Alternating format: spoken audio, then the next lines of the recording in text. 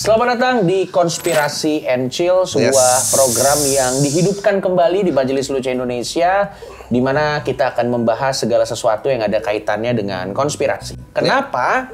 Karena kami percaya di Indonesia itu tidak ada yang tidak suka konspirasi.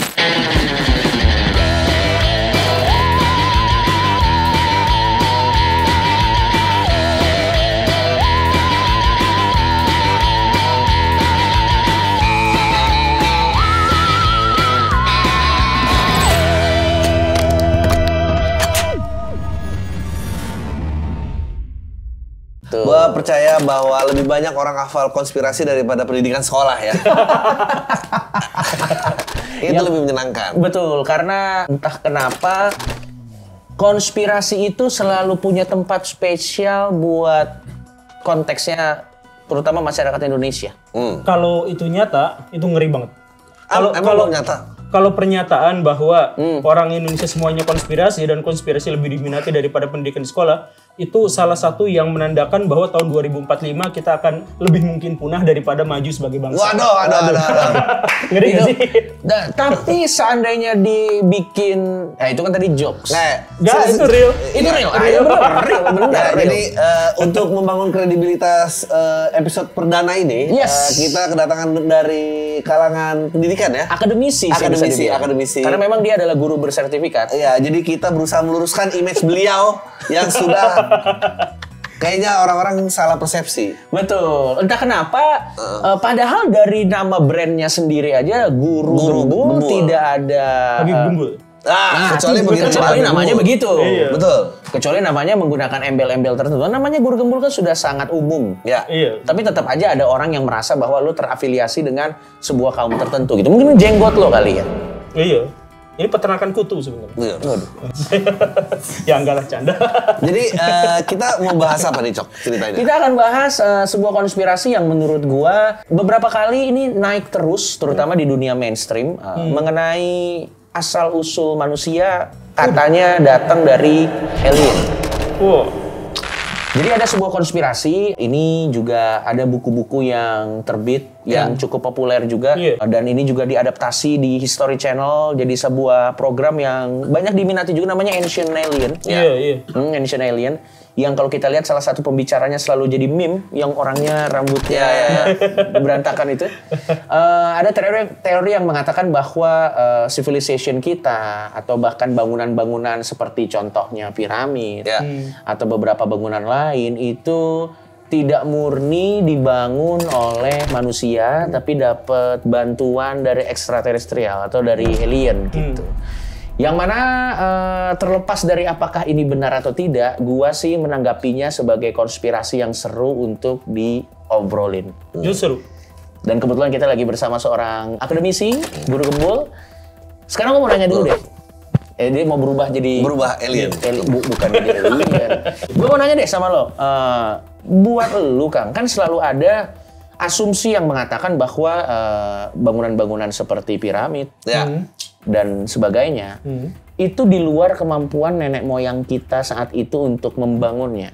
Kalau lo sendiri nih dari akademisi melihat hal itu tuh seperti apa? Apakah memang iya atau statement tersebut malah mengecilkan kemampuan kita sebagai manusia itu sendiri? Kalau lo ngelihatnya kayak gimana? Tapi saya jelasin yang awal dulu gitu ya. Boleh, silakan. Tentang teori konspirasi, kenapa kalau banyak yang minat itu kemungkinan bahayanya besar. Jadi gini, teori konspirasi itu adalah gosip ilmiah. Jadi maksud gosip ilmiah itu adalah teori konspirasi, ada yang benar, ada yang salah. Dan hidup ini penuh konspirasi. Tetapi orang yang percaya pada teori konspirasi itu adalah orang yang percaya pada pernyataan tanpa konfirmasi. Jadi misalkan gini, moon landing misalkan Gak ada tuh orang yang konspirasi itu ngobrol langsung dengan NASA tuh gak ada. Jadi mereka berkata begini, yang mereka tuduh itu tidak mereka konfirmasi. Itu yang pertama. Dan yang kedua itu adalah teori konspirasi yang semacam itu sudah ada penelitian, ada 2 jurnal ilmiah yang pernah menjelaskan bahwa orang yang percaya pada teori konspirasi biasanya adalah fakir miskin. Biasanya. Betul. Biasanya fakir miskin atau yang baru lihat Google setahun 2 tahun. Atau mungkin kalau yang kaya OKB. Oh, kami orang kaya baru maksudnya. Iya, tapi soal Mesir ya. Nah, termasuk soal Mesir gitu. Gimana sih, apakah manusia di zaman dulu mungkin bikin yang kayak gitu? Ada batu bata sekian ton diangkut, ada apa segala rupa kayak gitu. Ya makanya nanyanya langsung ke orang Mesir kunonya. Masalahnya ada tulisannya. Orang Mesir kuno itu curhat. Melalui hieroglif ya. Melalui banyak sekali hieroglif. Jadi pegawai-pegawai di Mesir kuno itu yang ngebangun itu curhat.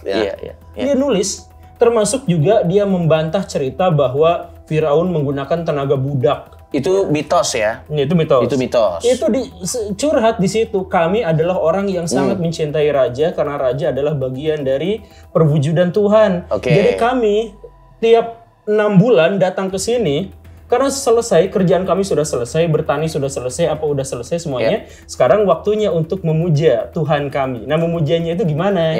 Nah, memujanya itu adalah bikin piramid untuk mempersiapkan anak tangga sang raja itu pergi ke tempat keabadian. Makanya piramid itu dibangun sedemikian rupa sampai di situ tuh ada meriam kecil. Jadi si roh raja itu dilontarin ke langit. Tepat pada rasi bintang tertentu. Orion kalau saya Orion.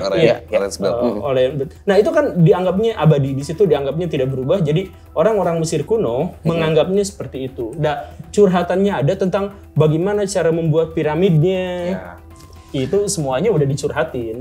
Tapi bagaimana kalau ternyata teks itu dibuat dalam tekanan?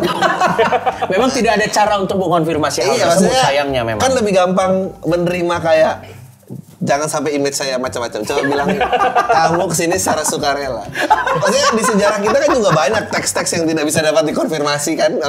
Tapi itu terkonfirmasi bukan karena tekanan. Karena pertama. Gemeteran. Pertama. Karena gemeteran. Jadi hieroglifnya, ini dalam tekanan nih karena ini agak mencong-mencong gemeteran. Kenapa kan? Enggak, yang pertama itu adalah itu bukan dipahat, tapi ditulis. I see. Ada dalam gulungan kan? Ada tintanya. Ditulis di tembok. Baik. Ditulis kayak gitu. Dan mereka tuh ngocehnya sekenanya gitu. Ada tulisan di situ, gua mah santuy aja. Bahasa kitanya gitu. Bahasa kitanya. Bahasanya gua santuy aja sih gitu. Ada yang ngomongnya kayak gitu. Terus ada ocehan-ocehan biasa nih.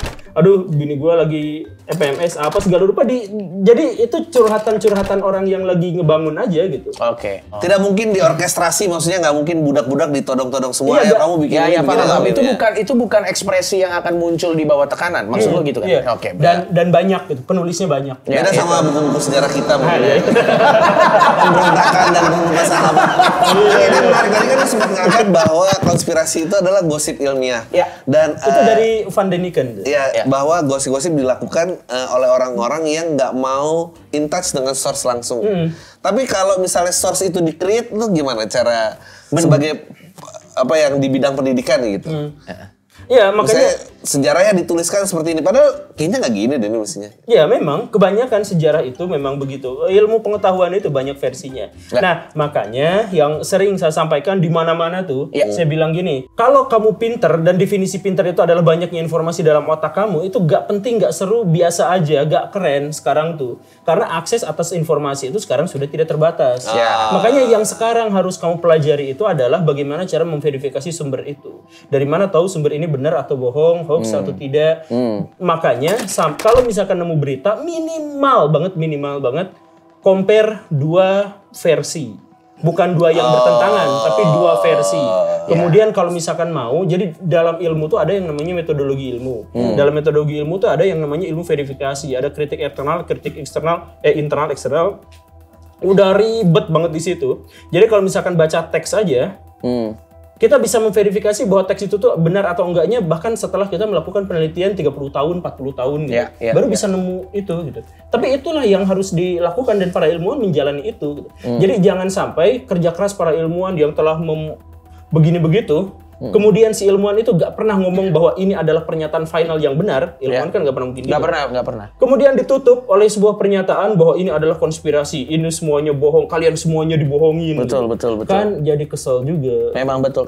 Dan gue pernah lihat ada beberapa konten di mana praktisi keilmuannya yang memang sudah mengabdikan hidupnya untuk mempelajari sebuah keilmuan tertentu, berhadapan langsung dengan praktisi konspirasi, yang mana kalau berdasarkan yang sumber tadi itu adalah gosip ilmiah, yang sangat meyakini bahwa sumbernya adalah kebenaran, mereka berhadapan-hadapan dan bertukar pikiran. Sangat terlihat kok betapa frustrasinya si praktisi akademisinya, yang mana setiap mereka ditanya sumber pasti jawabannya nggak pernah akurat gitu. Ya misalnya contoh kayak, ya tapi kan hukum gravitasi ini adalah sesuatu yang diciptakan oleh elit global gitu. Apapun salah elit global, bangsa. Dan di situ gue ngeliat tuh ilmuannya itu bahkan udah nggak bisa berkata-kata lagi. Dia bahkan tidak tahu mau mulai dari mana untuk membuka percakapan saat bahkan tidak dimulai dari level yang sama gitu. Tapi masalahnya, celakanya sekarang, IQ orang Indonesia tuh terjun bebas sekarang. Memang Indonesia apa dunia? Dunia iya. Oh ya. Tapi yang paling terjunnya jatuh itu Indonesia. Sampai hampir masuk level debil. Mohon maaf ya. Dan ini data yang berbicara, bukan lu yang berbicara. Itu ada medianya. Langsung aja kita tampilkan. Karena guru-guru sudah terlalu banyak kasus.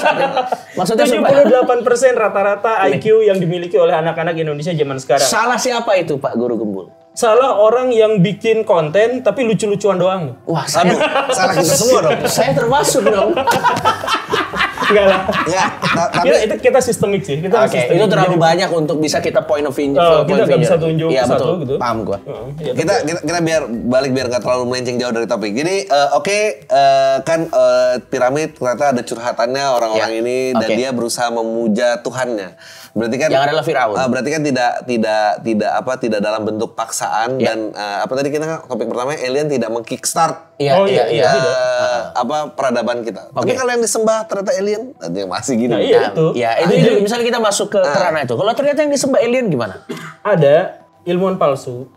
Yang namanya adalah Erich von Däniken dan dia adalah orang pelopor yang menulis buku Chariot of God. Oh iya, itu yang sangat populer itu. Populer banget. Dia diterjemahkan ke puluhan bahasa, termasuk juga bahasa Indonesia. Saya pernah bacanya. Kemudian dia kumpulkan gambar-gambar di seluruh dunia yang menunjukkan indikasi atau versi dia itu adalah bukti bahwa alien turut campur di sini. Misalkan lukisan Firaun yang di atasnya itu ada bulatan tahu saya. Iya. Nah, mungkin kita akan lihat gambarnya di sini ya. Bahkan ada gambar Bunda Maria dengan Yesus. Di sini ada aliennya. Yang seperti itu. Nah, ini kalau kenapa tuh?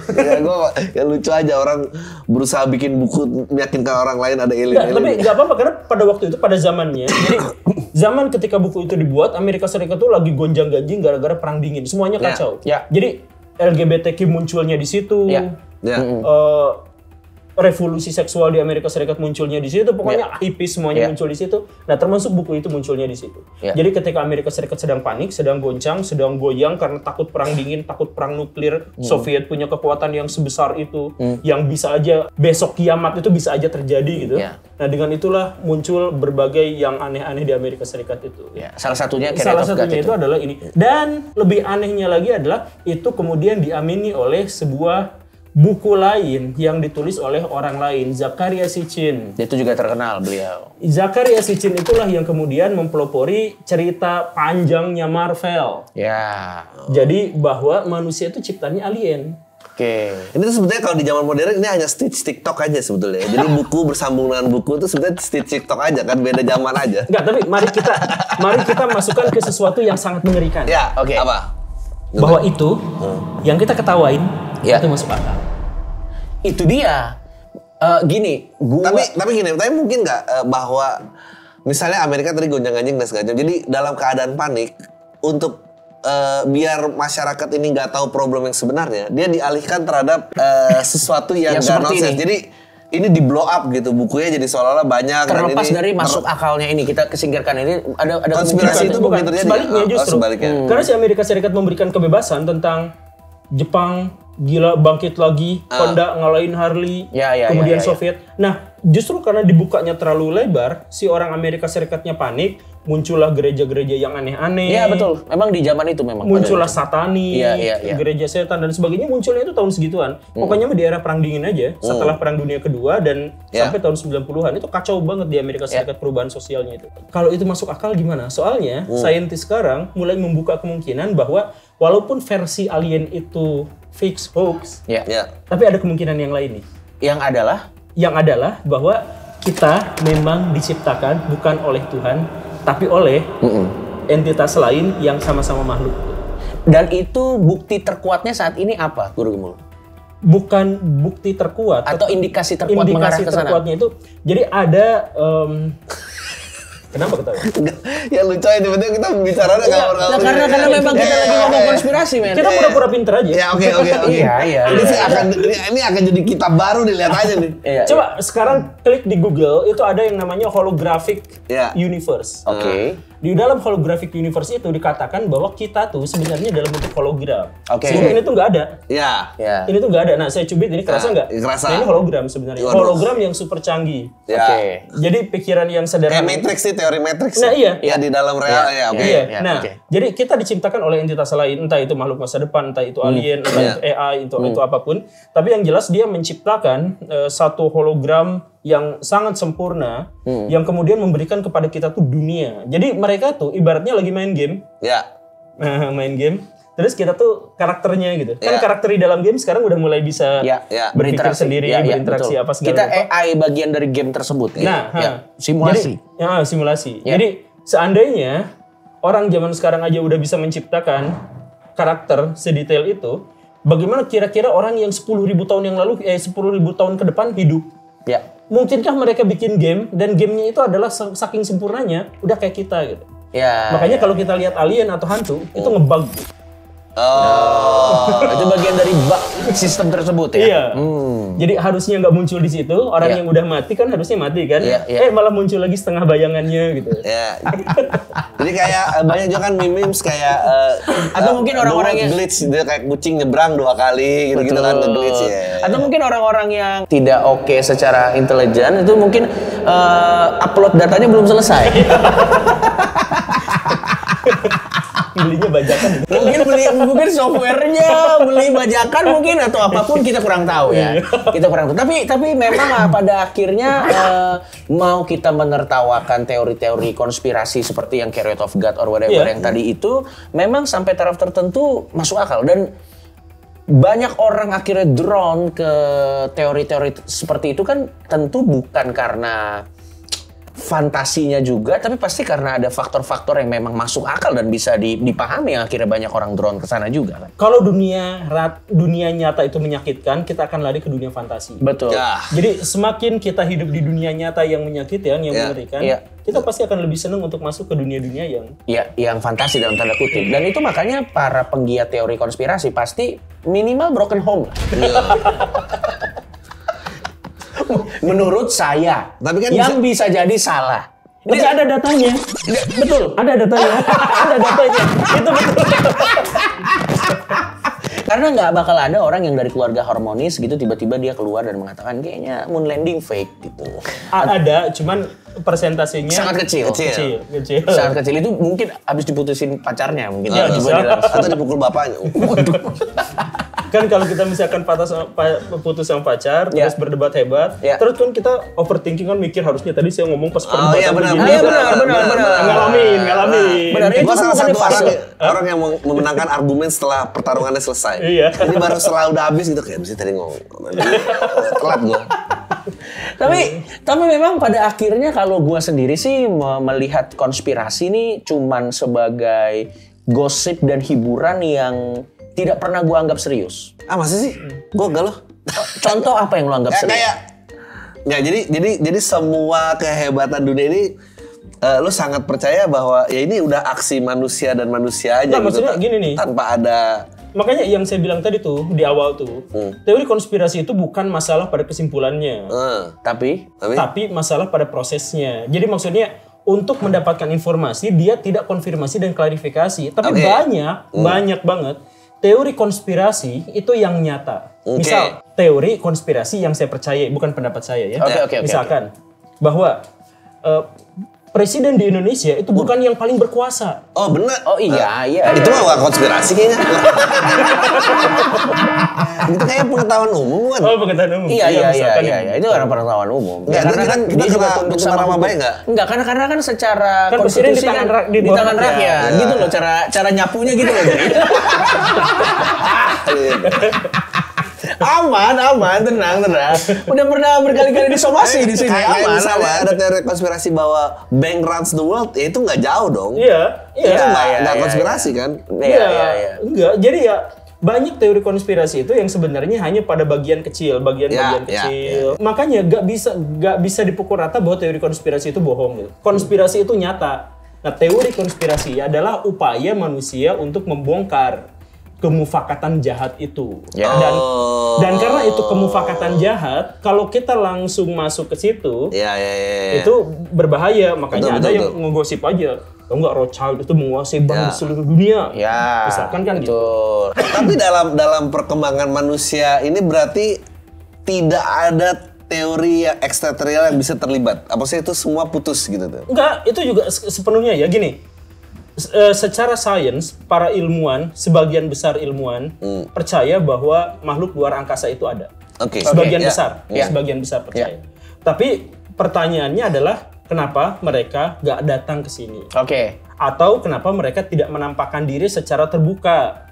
Kenapa harus lewat jalan tikus, sembunyi-sembunyi, dilihat sama orang gitu. Terlalu sembunyi-sembunyi lah. Kalau keberadaan alien pernah ada yang bilang teori gini kayak, kenapa kita nggak pernah bisa menemukan alien secara konkret? Jadi misalnya semesta tuh seluas lautan gitu. Sampling kita tuh baru segelas air. Jadi kalau ditanya ada ikannya nggak? Ya nggak ada karena samplingnya segitu. Tapi lu tahu kan ada ikan di laut kan gitu. Jadi masalah sampling. Tapi kalau alien jadi kira-kira gitu. Tapi kalau aliennya datang dan interfere sama peradaban kita, karena mungkin itu mungkin apa tidak mungkin? Mungkin. Oh mungkin juga. Mungkin. Jadi maksudnya. Sekali lagi. Tapi piramid bukan. Bukan. Bahwa dia menciptakan kita itu juga bukan. Dia bikin COVID juga bukan. Borobudur juga bukan. Kacamata bolong? Waduh. Kacamata bolong. Tadi juga ngeliatin kayak kenapa. Oh Anda, saya sudah bertanya-tanya itu dari lama. Anda baru tadi ya bertanya-tanya. Gue dari tadi dia ngomong konspirasi yang gue lihat. Kenapa kacamata lo bolong? Tapi gini.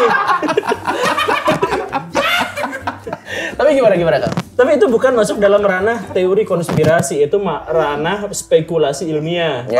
Beda. Jadi misalkan Hawking bilang, please warga bumi jangan pernah lakukan apa yang biasa dilakukan NASA. NASA tuh setiap ngirim satelit, dia tuh ngirim juga tuh bahwa halo siapapun di sana, kami manusia, gitu kan? Nah ngirim, please jangan, sebab kalau misalkan si alien itu benar-benar tahu dan dia tahu lokasi kita, dia bisa aja melakukan penjajahan ke bumi. Karena biasanya teorinya setiap civilization yang lebih tinggi datang ke civilization yang lebih rendah, pasti tidak akan berakhir dengan baik. Komunikasinya nggak dapet. Tapi gue punya teori, Guru Gembul dan Adri, kenapa kira-kira alien nggak pernah interfere atau sampai saat ini belum ada indikasi dia pernah interfere? Apa? Gue punya teori. Karena kan selama ini kan NASA kan mengirimkan sinyal halo saya manusia gitu kan. Mungkin buat alien so asik kan. Oh iya. Ya kan mereka datang kan halo saya manusia kayak anjing lu nggak secanggih gitu kali. Kenapa gue harus kesana? Coba gue liat teknologi lu semana sih. Aduh masih polusi enggak deh gitu. Mungkin gitu kita nggak pernah tahu. Atau jadi sebenarnya alien tuh udah lama datang ke bumi. Ya, bisa jadi. Terus mereka nyamar sebagai bagian dari kita. Iya. Jadi mungkin saja satu di antara kita di studio ini atau satu di antara para pemirsa ini juga adalah bagian dari alien. Ya, lizard man. Jadi kita ada yang gitu. Ya kan akhirnya banyak yang menampakkan dirinya gitu kan. Iya. Jadi pemimpin-pemimpin negara tertentu gitu. Atau ada alien yang menyamar jadi manusia. Istilahnya kan kalau misalnya kita mau invasi sebuah daerah kan harus ada mata-matanya dulu dong. Mungkin ada yang menyamar alien, dia jadi manusia, udah tinggal berapa dekade, balik lagi ke sana terus bilang nggak worth it bro. Mata-matanya udah pulang. Bisa jadi dia nggak worth it, mungkin kebetulan di Indonesia kan. Iya, terus dia ngeliat order balik lagi nggak worth it bro, udah nggak, jangan bro. Kerjanya somasi doang bro. Anjing. Tapi ada nggak teori konspirasi lain yang lu mungkin lebih cenderung setuju atau percaya gitu? Iya, misalkan serangan World Trade Center yang ditabrak pesawat. Oh, itu inside job. Saya termasuk orang yang menganggap bahwa itu adalah konspirasi. Indonesia boleh tahu nggak? Indonesia apa? Konspirasi yang lu percaya? Banyak banget lah. Waduh. Sebenarnya kita tuh penuh dengan konspirasi. Jadi banyak wilayah-wilayah yang seharusnya dikuasai oleh pejabat malah dikuasai sama mafia misalkan atau sama preman.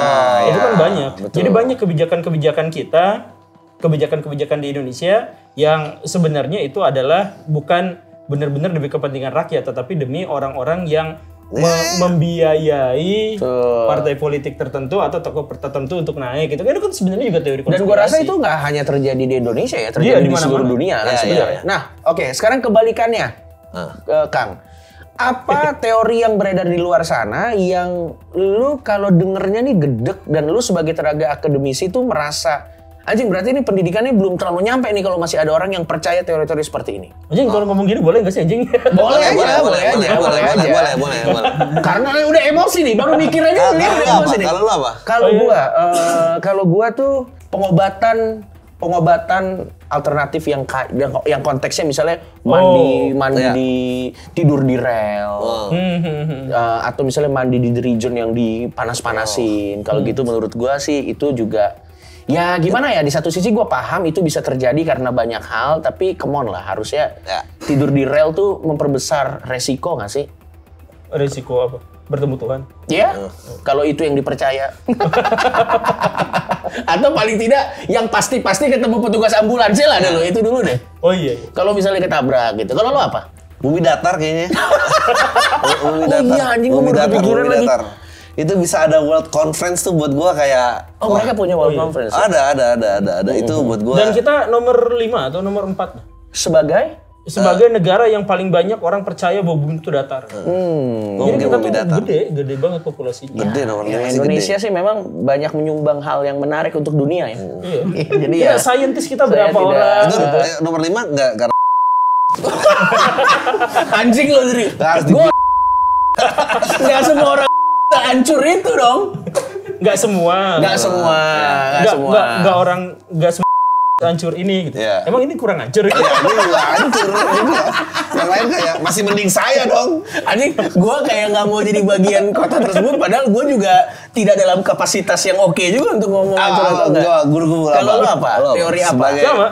Bumi datar. Oh ya benar sih. Iya, bukan pada pernyataannya, tapi kenapa sebesar itu impact-nya gitu. Ya, makanya kalau ada kesempatan saya pengen ketemu banget. Saya udah ada nulis nomor kontaknya tapi belum berani ngomong. Iya. Ke si bos itu tuh. Iya. Kalau mau collab lah, ayo kita diskusi. Kalau soalnya impact-nya besar sekali kan di Indonesia. Betul. Impact yang paling besarnya itu adalah banyak anak-anak yang akhirnya mengabaikan ilmuwan, mengabaikan akademisi. Bayangin ilmuwan dikatakan penyebar hoax, berbohong, pakai tangan NASA. Mereka menghabiskan waktunya sebagian besar untuk ilmu. Kaki tangan NASA sih paling epic sih. Kaki tangan NASA. Seolah-olah itu adalah hal yang buruk gitu loh. Padahal banyak orang berlomba-lomba pengen kerja di NASA loh sebenarnya. Enggak, dan berusaha melindungi apa? Gue juga nggak ngerti itu. Kan tadi bilang konspirasi itu berusaha upaya kita membongkar sebuah kesepakatan jahat di depan. Nah, melindungi bahwa bumi itu ternyata datar, itu melindungi apa? Gue juga nggak paham. Egonya. Ya, ternyata cuma ego yang dilindungi. Kan kalau kayak tadi misalnya presiden ternyata bukan jabatan tertinggi, itu kan ada pihak-pihak kejahatan di balik tirai yang misalkan ya. Kita bertiga nih. Ikut lomba The Master gitu misalnya The Master sulap-sulapan gitu. Terus yang menang ini, yang kalah saya. Ini kita berdua kalah. Dia menang secara epik gitu. Terus obrolan kita di belakang ya sebenarnya itu mah infotainment aja. Kita sebenarnya juga ini supaya kalah, dia diposting supaya menang. Jadi sebenarnya kekalahan kita ini menyakitkan diri kita. Nah, gimana caranya supaya tidak terlalu menyakitkan? Kenapa negara Indonesia kalah? Ya karena elit global menguasai dunia. Nah, jadi kita tuh punya alasan untuk ngeles, untuk mengingkari perasaan sakit kita itu. Ketimbang menghadapi kenyataan yang sebenar-benarnya. Ya iya. Iya, betul. Tapi kalau misalnya ternyata terbongkar yang pencetus teori bumi datar itu adalah korban patah hati, anjing ini nonsens banget tuh, nggak semuanya kayak ternyata ini pernah diputusin ini gagal kawin. Lu nggak tahu teori bumi datar itu ada bawahnya juga. Bumi itu datar seperti perasaanku. ternyata pick up line. Pick up line banget. Oke. Ya udah deh. Guru Gembul, terima kasih atas waktunya. Ya. Sebuah percakapan yang jarang-jarang loh Majelis Lucu Indonesia tuh menawarkan konten yang mengundang akademisi dan menawarkan konten yang cukup insightful. Ya. Meskipun episode berikutnya kita nggak jamin se-insightful itu. Dan sekali lagi saya dan Adri itu di sini hadir di konten Konspirasi and Chill dengan bintang tamu Guru Gembul untuk menjaga ini tidak terlalu ilmiah gitu. Karena kami juga paham dari data-data yang muncul, ini silakan munculkan data-datanya. Dengan IQ yang seperti ini kalau terlalu ilmiah kan percuma bikin konten bagus-bagus tidak nyampe. Ya, betul. Jadi tujuan saya dan Adri ini untuk kalau udah terlalu tinggi kita turunin dulu. Kalau udah terlalu tinggi kita turunin dulu. Dan saya ingin mengkonfirmasi hal yang mungkin selama ini kurang jelas. Guru Gembul adalah guru. Iya. Profesi guru. Ya? Adalah guru. Beliau adalah seorang guru. Dia tidak punya... Ya kewajiban beliau hanya mendidik aja. Iya. Mendidiknya yang ada hubungannya dengan pendidikan aja. Ya, pendidikan. Susah banget ya. Jadi bukan pemuka agama itu bukan pemuka agama, guru. Penutup agama. Bukan boleh. Tapi menurut saya sih memang setelan Anda sih yang memang harus diganti. Mungkin Guru Gembul lain kali mungkin diponi-poni mungkin lebih ya atau ini mungkin di ini kayak System of a Down lo tau gak? Iya. Ya kalau ternyata itu adalah untuk. Tapi ini kan semuanya berjenggot juga kan, nggak paham? Iya memang. Ya tapi kalau ternyata jenggot itu ada untuk memperbaiki tampilan sih ya mau bilang apa ya? Ya betul. Kita nggak bisa. Saya juga nggak bisa ngasih solusi. Thank you atas waktunya. Terima kasih. Semoga kita ketemu lagi di waktu dan kesempatan yang lebih oke. Jangan lupa subscribe Majelis Lucu Indonesia dan juga jangan lupa juga subscribe kontennya dan channelnya Guru Gembul. Sampai ketemu lagi.